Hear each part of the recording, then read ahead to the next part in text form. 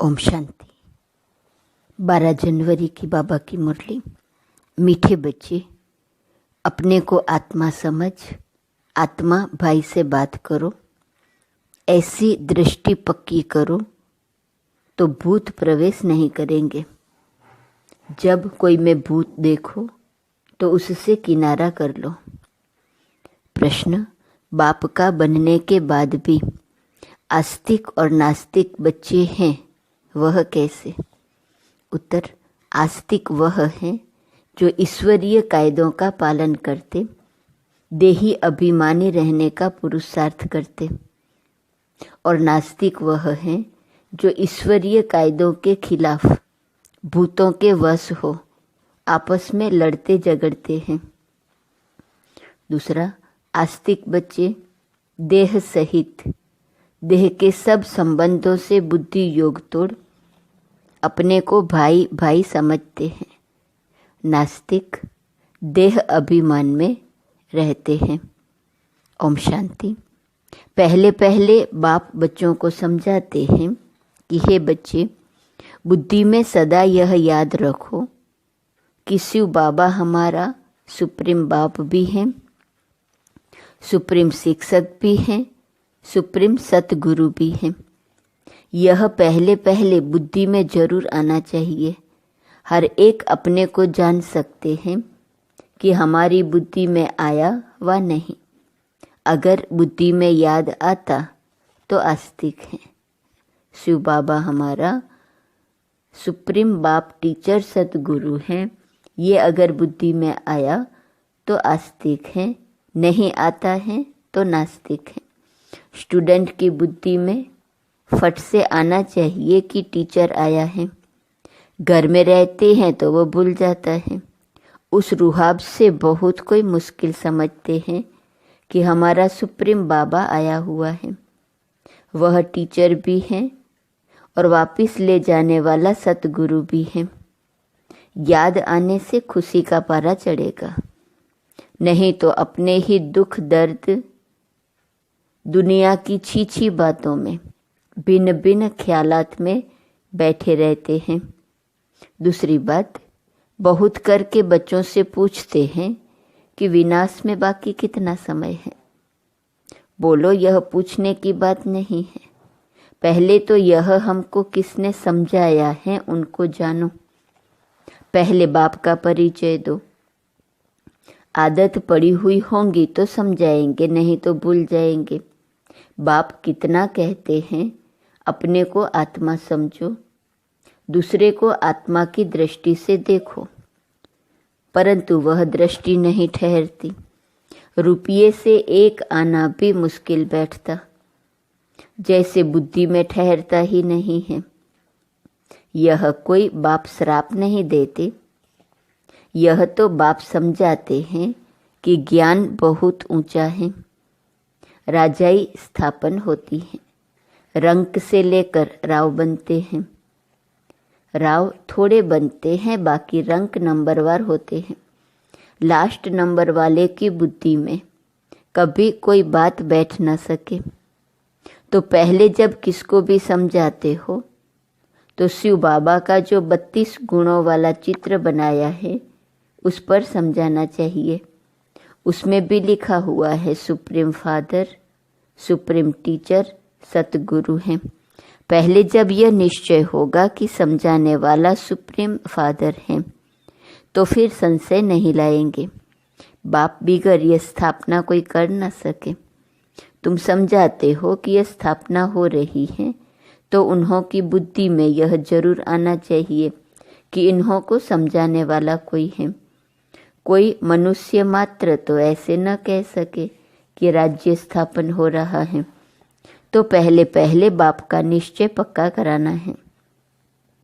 हमको परमात्मा बाप पढ़ाते हैं। यह कोई मनुष्य मत नहीं है, यह ईश्वरीय मत है। नई दुनिया तो जरूर बाप द्वारा ही स्थापन होंगी।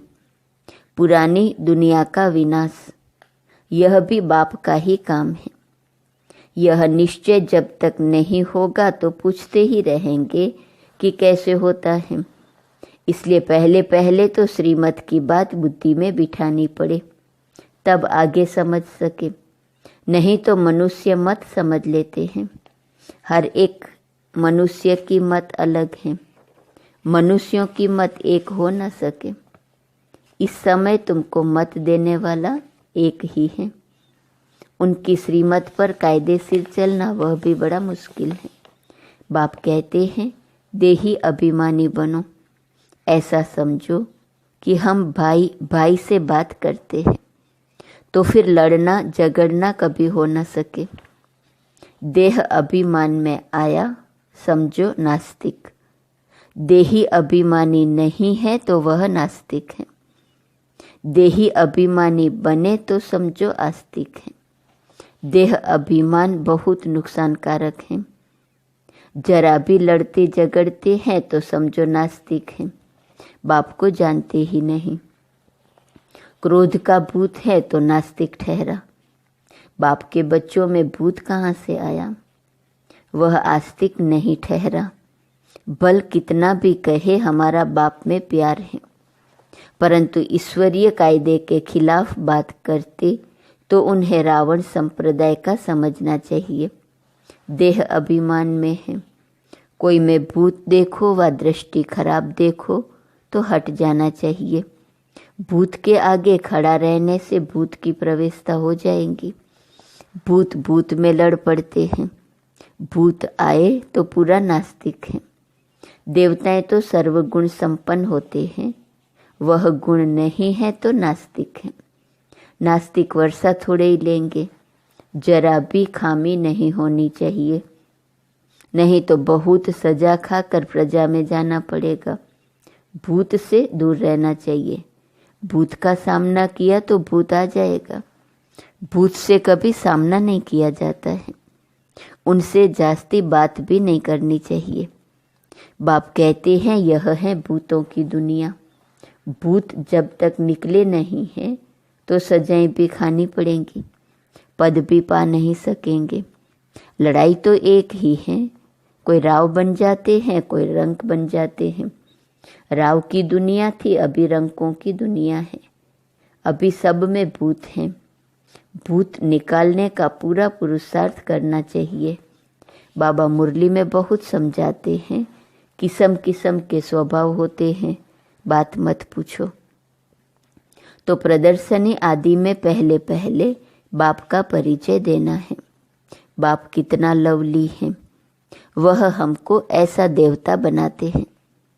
गायन भी है मनुष्य से देवता, किए करत न लागी वार। देवताएं थे सतयुग में तो जरूर उनसे पहले कलयुग था। ये सृष्टि चक्र का ज्ञान भी तुम बच्चों की बुद्धि में अब है। वहाँ यह ज्ञान इन देवताओं में नहीं रहेगा। अब तुम नॉलेजफुल बनते हो, फिर पद मिल गया तो नॉलेज की दरकार नहीं। यह है बेहद का बाप, जिससे 21 पीढ़ी तुमको स्वर्ग का वर्षा मिलता है। तो ऐसे बाप को कितना याद करना चाहिए। बाबा सदैव समझाते हैं कि हमेशा समझो कि शिव बाबा हमको समझा रहे हैं। शिव बाबा इस रथ द्वारा हमको पढ़ा रहे हैं। वह हमारा बाप, टीचर, गुरु है। यह है बेहद की पढ़ाई। तुम समझते हो पहले हम तुच्छ बुद्धि थे। इस कॉलेज का कोई को जरा भी पता नहीं है, इसलिए समझाने के समय अच्छी तरह से गोट गोट कर समझाओ। श्री कृष्ण की तो बात ही नहीं। बाप ने समझाया है श्री कृष्ण का कोई चरित्र है ही नहीं सिवाय शिव बाबा के। ब्रह्मा विष्णु शंकर के भी चरित्र हो न सके। चरित्र है ही एक का, जो मनुष्य से देवता बनाते हैं, विश्व को हेवन बनाते हैं। तुम उस बाप की श्रीमत पर चलते हो, बाप के मददगार हो। अब नंबरवार पुरुषार्थ अनुसार तुम सब जान गए हो। तो पहले है बाप का परिचय। सतयुग में देवताओं की बेहद की बादशाही है। उनके राज्य में और कोई था नहीं। अभी तो कलयुग है, कितने ढेर धर्म हैं।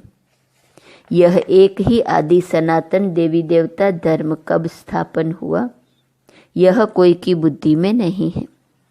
तुम बच्चों की भी बुद्धि में नंबरवार पुरुषार्थ अनुसार है, तो पहले बाप की महिमा पर अच्छी तरह से समझाना चाहिए।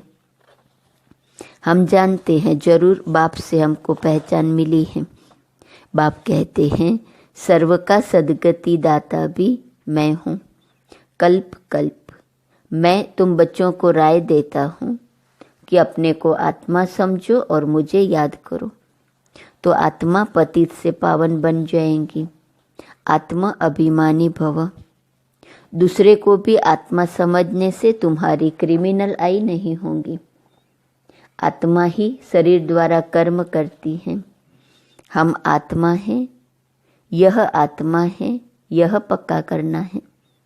तुम जानते हो पहले पहले हम 100% पावन थे, फिर पतित बने। आत्मा ही बुलाती है कि बाबा आओ। आत्मा का अभिमान पक्का रहना चाहिए और संबंध सब भूल जाने चाहिए। हम आत्मा स्वीट होम में रहने वाली हैं, यहाँ पाल्ट बजाने आए हैं। यह भी तुम बच्चे ही समझते हो। तुम्हारे में भी नंबरवार हैं जिनको याद रहती है। भगवान पढ़ाते हैं, कितनी खुशी रहनी चाहिए। भगवान हमारा बाप भी हैं, टीचर भी हैं, सतगुरु भी हैं। तुम कहेंगे हम उनके सिवाय और कोई को याद नहीं करते। बाप कहते हैं देह सहित देह के सभी संबंध तोड़ मामेकम याद करो। तुम सब ब्रदर्स हो। कोई मानते हैं कोई नहीं मानते हैं तो समझो नास्तिक हैं। हम शिव बाबा के बच्चे हैं तो पावन होने चाहिए। बाप को बुलाते ही हैं, बाबा आकर हमको पावन विश्व का मालिक बनाओ। सतयुग में तो पावन होने की बात ही नहीं है। पहले तो यह समझो कि यह शिव बाबा है, इनसे नई दुनिया स्थापन होती है। अगर पूछे कि विनाश कब होगा तो बोलो पहले अलफ को समझो। अलफ को नहीं समझा तो पीछे की बात बुद्धि में कैसे आएंगी। हम सत्य बाप के बच्चे सत्य बोलते हैं। हम कोई मनुष्य के बच्चे नहीं हैं, हम शिव बाबा के बच्चे हैं। भगवान उवाच, भगवान उनको कहा जाता है जो सभी ब्रदर्स का बाप है। मनुष्य अपने को भगवान कहला न सके। भगवान तो निराकार है, वह बाप टीचर सतगुरु है। कोई मनुष्य बाप टीचर सतगुरु हो न सके। कोई भी मनुष्य किसकी सदगति कर नहीं सकते, भगवान हो न सके। बाबा है पतित पावन, पतित बनाता है रावण। बाकी ये सब है भक्ति के गुरु। यह भी तुम समझते हो, जो यहाँ आते हैं वह आस्तिक तो बनते हैं। बेहद के बाप पास आकर निश्चय करते हैं यह हमारा बाप टीचर गुरु है। जब कंप्लीट दैवी गुण आ जाएंगे तो लड़ाई भी लगेंगी। समय अनुसार तुम खुद समझेंगे कि अब कर्मातीत अवस्था को पहुंच रहे हैं। अभी कर्मातीत अवस्था हुई कहाँ है। अभी बहुत काम है, बहुतों को पैगाम देना है। बाप से वर्षा लेने का तो सबको हक है। अब तो लड़ाई जोर से होंगी। फिर यह हॉस्पिटल डॉक्टर आदि कुछ नहीं रहेंगे। बाप बच्चों को सन्मुख समझा रहे हैं कि तुम आत्माएं 84 जन्म शरीर धारण कर अपना पार्ट बजाती हो। किसी के 70-80 जन्म भी होंगे। अभी जाना तो सबको है, विनाश होना ही है। अपवित्र आत्मा जा न सके। पावन होने के लिए बाप को जरूर याद करना है। मेहनत है। 21 जन्मों के लिए स्वर्गवासी बनना है, कोई कम बात है क्या। मनुष्य तो कह देते फलाना स्वर्गवासी हुआ। अरे स्वर्ग है कहाँ, कुछ भी समझते नहीं। तुम बच्चों को बड़ी खुशी रहनी चाहिए कि भगवान हमको पढ़ाते हैं, विश्व का मालिक बनाते हैं। खुशी एक होती है स्थायी, दूसरी होती है अल्पकाल की। पढ़ेंगे पढ़ाएंगे नहीं तो खुशी क्या होगी। आसुरी गुणों को भगाना है। बाप कितना समझाते हैं, कर्म भोग कितना है। जब तक कर्म भोग है तो ये निशानी है, अभी तक कर्मातीत अवस्था हुई नहीं है। अभी मेहनत करनी है, कोई भी माया के तूफान न आए। बच्चों को यह निश्चय है कि बाप ने हमको अनेक बार मनुष्य से देवता बनाया है। यह बुद्धि में आए तो भी अहो सौभाग्य। यह बेहद का बड़ा स्कूल है, वह होता है हद का छोटा। बाप को तो बहुत तरस पड़ता है, कैसे समझाऊं? कोई से तो अब तक भी भूत निकले नहीं हैं। दिल पर चढ़ने बदले गिर पड़ते हैं। कई बच्चियां तो तैयार हो रही हैं अनेकों का कल्याण करने के लिए।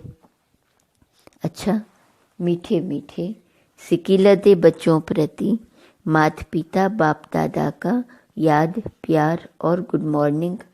रूहानी बाप की रूहानी बच्चों को नमस्ते। रूहानी बच्चों की रूहानी बाप को नमस्ते नमस्ते नमस्ते। धारणा के लिए मुख्य सार। कोई भी बात ईश्वरीय कायदे के खिलाफ नहीं करनी है। किसी में भी अगर भूत की प्रवेशता है या दृष्टि खराब है तो उसके सामने से हट जाना है, उनसे जास्ती बात नहीं करनी है। दूसरी पॉइंट, स्थायी खुशी में रहने के लिए पढ़ाई पर पूरा ध्यान देना है। आसुरी गुणों को निकाल दैवी गुण धारण कर आस्तिक बनना है।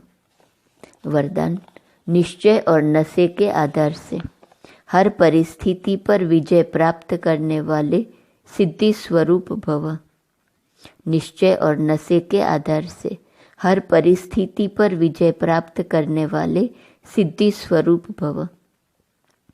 योग द्वारा अब ऐसी सिद्धि प्राप्त करो जो अप्राप्ति भी प्राप्ति का अनुभव कराए। निश्चय और नशा हर परिस्थिति में विजयी बना देता है। आगे चलकर ऐसे पेपर भी आएंगे जो सूखी रोटी भी खानी पड़ेंगी, लेकिन निश्चय, नशा और योग के सिद्धि की शक्ति सूखी रोटी को भी नर्म बना देंगी, परेशान नहीं करेंगी। आप सिद्धि स्वरूप की शान में रहो तो कोई भी परेशान नहीं कर सकता। कोई भी साधन है तो आराम से यूज करो, लेकिन समय पर धोखा न दे, यह चेक करो। स्लोगन, निमित्त बन यथार्थ पाठ बजाओ तो सर्व के सहयोग की मदद मिलती रहेंगी। आज का स्वमान है, मैं लगन में मगन हूँ। अव्यक्त इशारे की पॉइंट, किसी भी कार्य में नवीनता की इन्वेंशन के लिए एकाग्रता की आवश्यकता होती है। चाहे लौकिक दुनिया की इन्वेंशन हो, चाहे आध्यात्मिक इन्वेंशन हो। एकाग्रता अर्थात एक ही संकल्प में टिक जाना, एक ही लगन में मग्न हो जाना, अपनी शांत स्वरूप स्थिति में स्थित हो जाना। एकाग्रता अर्थात एक ही संकल्प में टिकना, एक ही लगन में मग्न हो जाना, अपनी शांत स्वरूप स्थिति में स्थित हो जाना। इससे बुद्धि का भटकना सहज ही छूट जाएगा। देह और देह की दुनिया सहज भूल जाएंगी और डबल लाइट फरिश्ता स्थिति का अनुभव होने लगेगा। आज शुक्रवार है। ब्रह्मा बाबा की विशेषता की पॉइंट है, सदैव पालनहार। पुरुषार्थ करना है सारे दिन में सभी के साथ स्नेह, आत्मीयता और मिठास वाला व्यवहार हो। ओम